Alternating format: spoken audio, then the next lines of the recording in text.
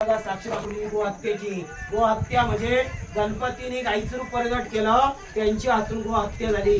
12 वर्ष तपस्या करून उदारी प्रसन्न 3 झाडं पाठीमागे जे झाड आहे, जे 1 जे 2 जे 3 तिने झाडात तिचा जन्म झाला। कोणाचं? गोदावरीचं। कुंडात गौतम ऋषीने आंघोळ केली, गोहत्या पातका नष्ट झाले, ही तृप्त झाली, खाली गाईची मुखात निघाली।